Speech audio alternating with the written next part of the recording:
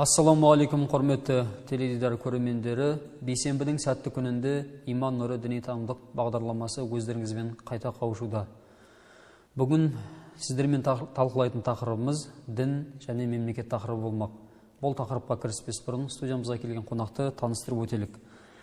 Ақтөбе облыстық аңсар ақпараттық талдау орталығының басшысы Жаншин Нұрсұлтан Берікұлы. Студиямызға қош келдіңіз. Қош болдық, Жандарбек Отарбайұлы.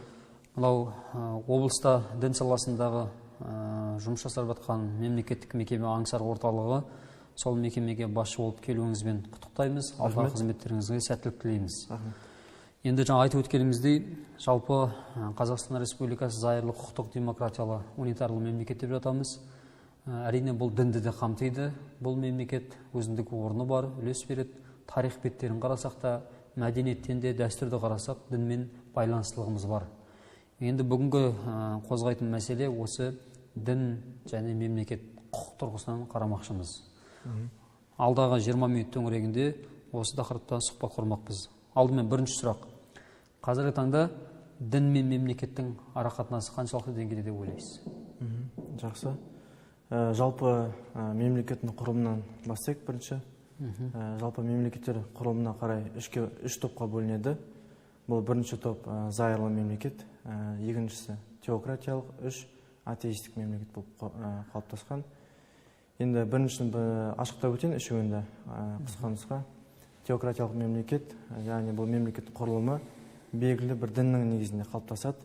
Мысал ретінде біз исламдық бағыт ретінде Сауд Арабия мемлекетін атап өтетін болсақ, екіншісі мысал ретінде Ватикан мемлекетін алып қарауға. Себебі бұл екі мемлекет, Сауд Арабия мемлекеті ислам, яғни шариғаттың шеңберінде мемлекеттің құрылымы қалыптасса, ал Ватикан мемлекеті христиандық бағыттағы, католиктік бағытта қалыптасқан, яғни оның басшысы Рим папасы, мемлекет басшысы бір жағынан, екінші дін басшысы да болып есептеледі.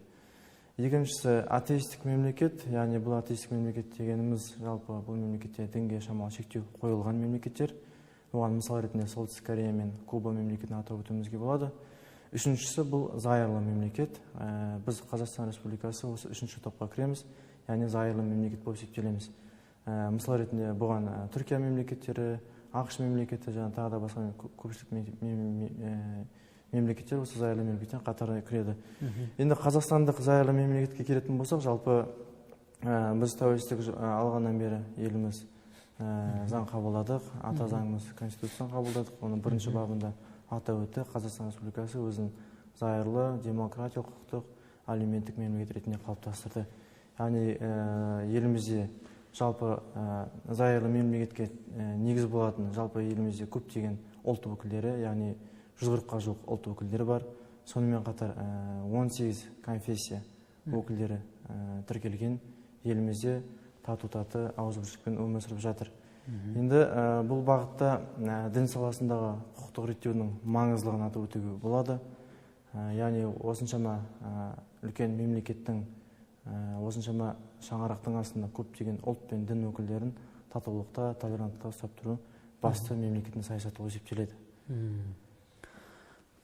Керемет. Енді мемлекет жалпы бұл зайырлы тұрғыда деп айттық, яғни дінге еркіндік берген бұл жерде.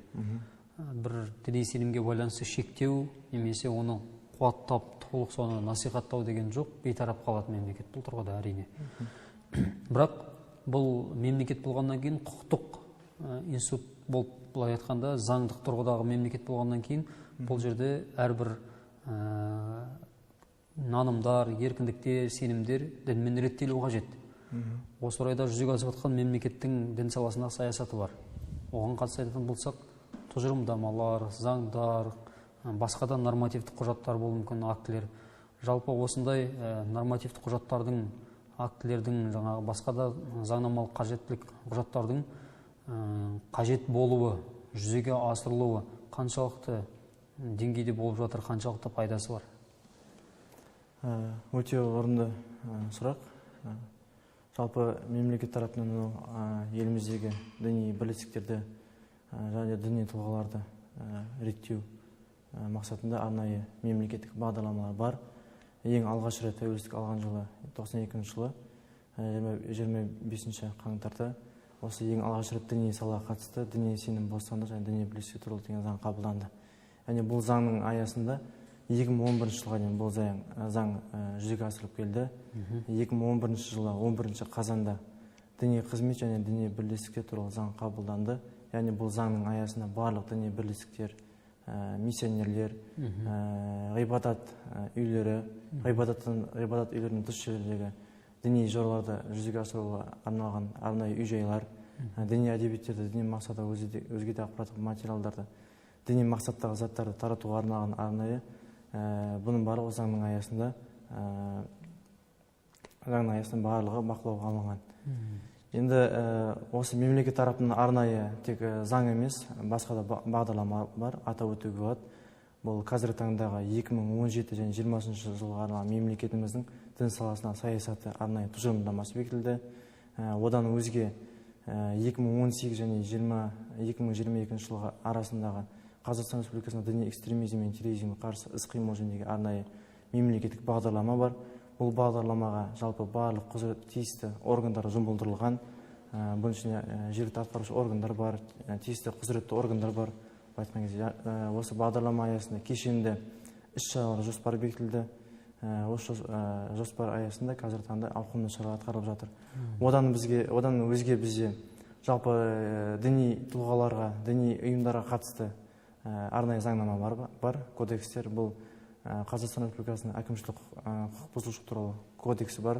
Осы кодекстің 490 бабы арнайы дін саласына қатысты. Яғни бұл 490 бабында арнайы бұл жерде діни әдебиеттерді таратуға қатысты, миссионерлерге қатысты, ғибадат үйлеріне қатысты осындай бір арнайы баптар, тармақтар бар. Бұрын 2011 жылға дейін көшелерде емін-еркін үгіт-насихат жұмыстары жүргізіліп келсе, бұрын сонда бір фактор болды. Сонда бір тек исламдық бағытта емес, христиандық, протестанттық бағыттағы азаматтарымыз көшелерде үлкен әжелер, кішкентай немерелермен көшеде жүріп, діни мазмұндағы әдебиеттерді, парақшаларды, кітапшаларды таратып, сондай уағыздаушылық жұмыстарын жүргізді. Яғни бұның арты деструктивті діни идеологияға алып барып жатыр. Соның кесірінен қаншама бірқатар жастарымыз осы ағымның жетегіне еріп кетті. Одан өзге уағыздаушылық мәселесінде сондай бір исламдық бағыттағы таблиғи жамағат деген діни ұйымдар болды кезінде. Бұл ұйымдар 3 күндік, 40 күндік деп ауылды елді мекендерге шығып уағыздаушылық жұмыстарымен айналысты, яғни миссионерлік қызметпен. 2011 жылы шыққан діни қызмет, діни бірлестік туралы заңмен бұның барлығына тыйым салынды. Қазір көшелерде діни әдебиеттер таратуға болмайды, яғни тыйым салынған. Көшеде уағыздаушылық жұмыстар жүргізілмейді. Бұда тыйым салынған. Егерде осындай факт орын алған жағдайда осы 490 бап бойынша әкімшілік іс қаралған, яғни 50 айлық есептік көрсеткіш көлемінде айыппұл төленеді. Жалпы осындай жүргізген көшелерде емін-еркін таратылды, бірақ заңмен барлық бақылауға алынды. Одан өзге бізде тағы бір арнайы кодекс бар, бұл қылмыстық кодекс. Қылмыстық кодекстің 174 бабы бар, арнайы дінаралық алауыздық тудыру фактілерімен. Одан кейінгі 256 бап бар, діни экстремизм, терроризм идеологиясын насихаттаған үшін. Қазіргі таңда осындай бір фактілер кездеседі. Ғаламтор желісі арқылы, әлеуметтік желілермен түрлі діни мазмұндағы бейнероликтерді репост жасау арқылы, тарату арқылы, бөлісу арқылы, өздерінің парақшаларына бейнероликтер жүктеу арқылы осындай қылмыстық кодексінің 174 және 256 баптарына жауапкершілікке тартылып отырған азаматтар да бар, ол жоқ емес. Енді Нұрсұлтан Берікұлы жаңа айтып қалдыңыз, әлеуметтік желілер, бұқаралық ақпарат құралдарының өзектілігі. Сіз жасап отқан қызметіңізде мынау Аңсар орталығында әрине бірқатар толағай жетістіктері бар осы салада, яғни діни ағымдардың алдын алу бағытында болсын, діндердің атын жамылған деструктивтік бағыттардың алдын алу бойынша. Қазір техникалық заман, технология дамыған заман, келген балаға дейін жаңа техниканы қолдану, жаңа әлеуметтік желілерді пайдалану, интернетті пайдалану деген секілді. Қысқасы айтқымыз келгені, әлеуметтік желілердің әлегі де көп. Тіпті біз куә боламыз, осы ақпарат құралдарына жарияланады. Жаңа сіз айтып өткен қылмыстық кодексіндегі баптарды бұза отырып қылмысқа барған, сөйтіп түзету мекемесіне жазасын өтеген. Айналып келгенде сол әлеуметтік желіге діни араздықтаушылықты қоздырған, діни ұрандарды тастаған радикалдық бағытта. Бұл жасалып жатқан жұмыстарға осындай оларды өздерінше таратып жатыр ғой, радикалдық бағытта өздерінің ақпараттар. Оған қарсы альтернатива әлбетте керек. Оның мысын басатын, осы тұрғыда Аңсар орталығында қандай бір ауыз толтырып айтатын жетістіктер, қандай бір жұмыстар бар? Өте орынды. Жалпы жаңа атап өттім, 2011 жылға дейін көшелерде, ғибадат үйлерінен тыс жерлерде діни уағыздаушылық емін еркін жүргізілсе, заң шығып оның бәрін тыйым салынды. Жалпы экстремистік діни ұйымдардың басты құралы ретінде, басты нысаны ретінде біздің қоғамның ерекше тобы бұл жастар болып есептеледі. Бұрын 11 жылға дейін жастарды өздерінің қатарына идеологиясына ықпал етіп алып кетіп жатса, заң шыққаннан кейін бұның барлығына тыйым салынды. Енді бұрынғыдай көшеге шығып уағыздаушылықтың қажеті жоқ. Қазір сол экстремистік ұйымның басты құралы ретінде жастар болғаннан кейін жастарды біз қазір қаяқтан кездестіреміз? Міндетті түрде ол әлеуметтік желіде. Қазіргі жастарымыз айтқан кезде 90%, яғни 90%-ға жуығы міндетті түрде әлеуметтік желілерде отырады. Біз мәселен өзіміздің тәжірибемізде осы жастармен көп жұмыс жасаймыз. Мектептерге барамыз, балабақшаларда ата-аналармен сұхбат жүргіземіз. Одан өзге жоғары оқу орындарында, колледждерде, одан өзге әлеуметтік осал жастармен сұхбаттар өткіземіз, жұмыссыз жастармен. Сол кезде сұхбат барысында именно осы әлеуметтік желі мәселесіне көп сұхбатта жүреді. Сол кезде біз әшейін сауал ретінде сұраған кезде сол отыратын жастардың 95%-ға жуығы әлеуметтік желіге кіреді. Ендігі кезек осы әлеуметтік желі арқылы айтқан кезде түрлі псевдо-шейхтар шетелде отырып алып біздің жастарымыздың өздерінің ықпалдарын алып кетіп жатыр. Түрлі бейне аудио жазбалар, уағыздар насихаттап, қазір әлеуметтік парақша деген оңай болып кетті. Кез келген адам әлеуметтік желіге кіреді, 5 минуттың ішінде жалған бір лақап атпен тіркеледі, әрмен қарай өзінің идеологиясын насихаттауға айтқан кезде жағдай жасалған. Қазір таңда енді бұл жастармен өткен сұхбаттарда айтамыз, біз арнайы дін мамандары бар, мешіттің имамдары бар, теологтар бар, сол кісілерге жолығыңыздар, сол кісілерден діни салауатты сауалдарын қойыңыздар деп. Егер де жоқ, мен тек қана ғаламтор желісінен, әлеуметтік желіден ғана діни мағлұмат аламын дейтін болсаңыздар, онда арнайы құзыретті органдардың, мешіт дәстүрлі имамдардың, яғни мешіттердің арнайы парақшалары бар, сайттары бар. Біздің Аңсар орталығында арнайы сайттар бар. Сол себепті біз әлеуметтік желі, ғаламтор желісіне жұмысты қазір күшейттік. Бірқатар жетістіктеріміз бар, ол мойындауымызға болады. Атап өтетін болсақ, біз Аңсар орталығы тарапынан, яғни әлеуметтік желілерде, ВКонтакте, Фейсбук, Инстаграмда біздің парақшаларымызды ашып қойдық.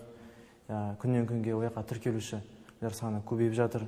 Одан өзге бізде арнайы аңсар-ақтөбе деген .kz сайтымыз бар. Ол сайтта да бізде күнбе-күн діни мазмұнда ақпараттар салынып, жаңартылып отырады. Күн сайын түрлі ақпараттар салынып отырады. Одан өзге осы ғаламтор желісі арқылы контрпропаганда, қарсы үгіт насихат жұмыстарын жүргізу үшін шатағым өкілдеріне біз қазір Аңсар орталығының, яғни базасында, сол жерде арнайы бізде студия бар, мини-студия. Сол жерде шағын нелер түсіріп жатырмыз, қысқа метражды Android форматындағы бейне өнімдер. Биылғы жыл біз 9 бейнеролик жоспарладық. Жоспарға сәйкес роликтердің барлығы түсірілді, әлеуметтік желіге орналастырылды. Одан өзге қазір ғылыми технологияның дамыған уақыты, ең алғаш рет осы Аңсар орталығының тарапынан үлкен туынды болды. Бұл «Қара жол» көркем фильмі. Бұл Қазақстанда ең алғаш рет түсірілген фильм. Осы діни экстремизм, терроризм алдын алу бағытындағы. Бұл фильм түсіріліп қазір таңда Ақтөбе облысы барлық аудандарда облыс басшысының тікелей қолдауымен көрсетілді. Қазір бізде YouTube каналында арнайы бағдарламамыз, арнайы каналымыз ашылды. Одан өзге Аңсар орталығының діни танымдық арнайы бағдарламамыз бар. Өзімізде де Аңсар орталығында айтқан кезде аптасына 2-3 рет осындай білікті имамдарымызды, дін мамандарын шақырып отырып, осындай бағдарламада сұхбаттар жүргізіп отырмыз. Әрине бұл сұхбаттар, бұл бейнероликтер ғаламтор желісіне, әлеуметтік желілерге жүктелген, таратылып жатыр. Одан өзге бізде енді контрпропаганда ретінде бізде басқа да мәселе бар. Енді қарсы ақпараттық түсіндіру жұмыстарын жүргізу мақсатында арнайы Аңсар орталығынан кітаптар, кітапшалар, бүктемелер шығарамыз.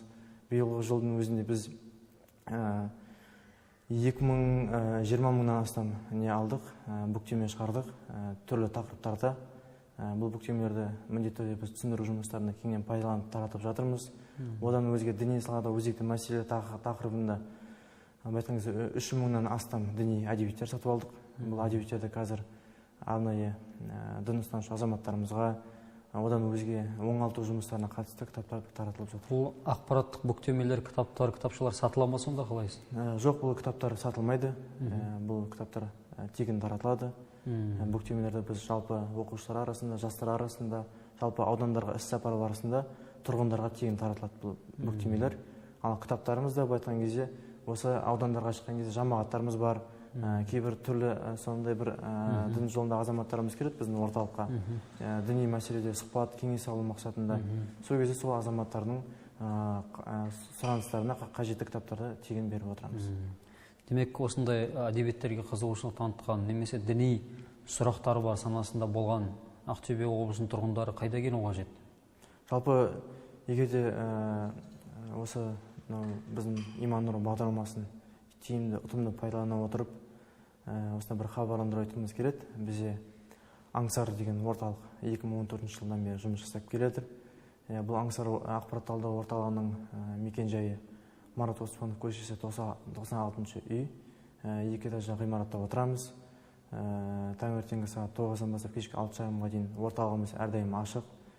Кез келген діни салаға қатысты сауалы бар, сұрағы бар азаматтарымыз болса, біз кез келген уақытта қабылдаймыз. Бізде орталығымызда арнайы дін мамандары, дінтанушы, теолог, психолог мамандарымыз бар. Арнайы осы сауалдарға қатысты тиісті жауаптар бере аламыз.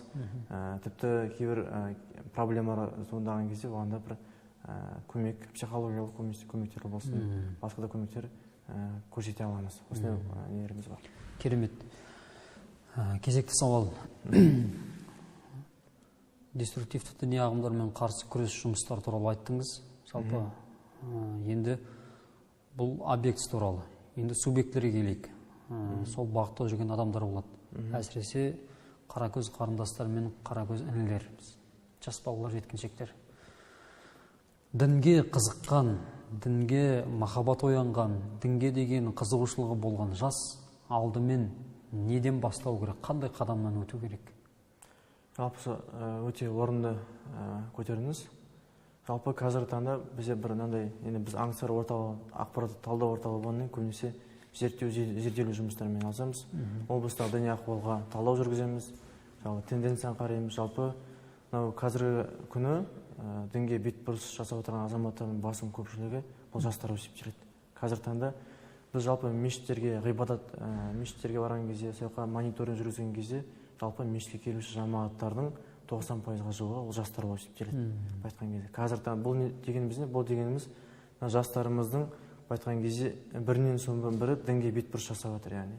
Дінге бетбұрыс жасап, намаз бастап, дінге келіп жатыр. Енді біздің бұл жердегі біздің басты мақсатымыз осы дінге бетбұрыс жасаған жастарымызды ата-бабамыздан келген дәстүрлі жолы, ол имам Азам Абу Ханифа мазхабына дәстүрлі жолымызға бағыт-бағдар беріп салып жүру болып есептеледі. Енді дінге бетбұрыс жасаған жастарымызға басты ең кезекті бірінші айтқан кезде бір антивирусы, айтқан кезде бұл өзінің діни түсінігін қалыптастыру мақсатында, өзінің діни танымын, діни түсінігін, фундаментін қалыптастыру мақсатында бұл ең әуелі дәстүрлі ханафи мазхабын жетік меңгеріп, оқып, саналы түрде осы нәрсені қабылдағаннан кейін, айтқан кезде бұл дәстүрлі құқықтық ханафи мазхабы мен сенімдік матуриди мектебі бұл дінге келуші азаматтар айтқан кезде ең керек мәселесі осы. Яғни осы екі бағытты өзіне жақсылап тұрып бекітіп алғаннан кейін сол азаматымыз басқа өзге де дәстүрлі емес діни ағымдарға, деструктивті діни ұйымдарға тойтарыс береді деген ойдамыз біз. Енді соңғы сауалымыз, мынау түзету мекемесінде жазасын өтеп жатырған сотталушылар арасындағы діндар болған, дінге қатысты болған сотталушылардың жұмыс жасайсыздар солармен, арнайы теологтар, психологтарыңыз. Жалпы олардың өкіну бар ма? Іштерінде күйзеліс, әттең деген бір әлде басқаша ойлай ма? Жалпы енді бізде қаржы мекемелері мен қылмыстық атқару жүйесі мекемелерінде арнайы кешенді іс-шаралар жоспары бар. Бірлескен арнайы теолог мамандар жүктелді. Бұның ішінде білікті имамдарымыз бар, теологтарымыз бар. Белгіленген жоспарға кесте, жұмыс жоспарына сәйкес апта сайын сол қаржы мекемелерінде болып, сол жерде дәстүрлі дін аясында дәрістер өткізеді. Сонымен қатар жекелеген сұхбаттар, діни салада өзекті мәселелер тақырыбында кеңестер береді, айтқан кезде. Сол жалпы сол азаматтармен жекелеген сұхбаттар барысында кейбір азаматтарымыздың тарапынан сондай бір өкініштері айтады, айтқан кезде. Өздерінің сол түзету мекемесіне түспес бұрынға дейінгі адасқандығы жайлы, имамдардың уағызын тыңдамағандығын, дәстүрлі имам Ағзам Абу Ханифа мазхабымен оқымағандығын намазда мысалы, осындай мәселелерді айтып, кейін өкінгендігін айтып, тіпті кейбір имамдарымызға айтып, сол дәстүрлі бағытқа қатысты имам Матуриди мен Ханафи мазхабына қатысты діни әдебиеттер сұрап жатады. Осыны әдебиеттер әкеліп берсеңіздер, бізді осыны оқымыз келеді, түсінігіміз келеді, бірін оқыған жоқсыз, қазір бір ақиқатты түсініп жатырмыз деген осындай сауалдар кездеседі. Тіпті кейбір сол түзету мекемелерінде түрлі енді себептермен түскен азаматтар, бірақ кейбір азаматтарымыз осы ғаламтор желісі арқылы түскендер бар. Өздерінің ВКонтактеде, болмаса Инстаграм, Фейсбук желілерінде сондай бір деструктивті, экстремистік элементтері бар бейнероликтерді жазған үшін, жүктеген үшін, таратқан үшін, тіпті лайк басып, комментарий жазған үшін азаматтарымызда бар ол жерлерде. Кейін өздерінің бұл қателіктерін мойындап жатыр. Жалпы бұл азаматтармен де жекелеген айтқан кезде оңалту жұмыстары бір ізгілікке қойылған. Демек, бұл жердегі жазасын өтеушілер істеген іске өкініш білдіріп отыр. Өкініш білдіріп отыр. Ол жерде де әрине теологтардың ерен еңбегі бар дейсіз. Енді бұл жерде атап өтуге болады, теологтардың ерен еңбегі бар. Сонымен қатар бұл қаржы мекемелерінде арнайы штаттық теолог мамандар бар. Сол мамандар келгелі сол жерде бір жүйе қалыптасып, тұрақты жұмыс бір ізгілікке қойылған, айтқан кезде. Бірлескен кешенді жұмыс жүріп жатыр. Кешенді жұмыстар жүріп жатыр. Керемет, ендеше сізге осындай алтын уақытыңызды бөліп келгеніңіз үшін көп-көп рахмет айтамыз. Құрметті көрермендер, бүгін бізде қонақта болған Аңсар ақпараттық талдау орталығының басшысы Жаншин Нұрсұлтан Берікұлы болатын. Келесі кездескенше аман саушылықта кездесейік, әрқашанда бейбіт аспанда өмір сүрейік ағайын. Аманшылықпен.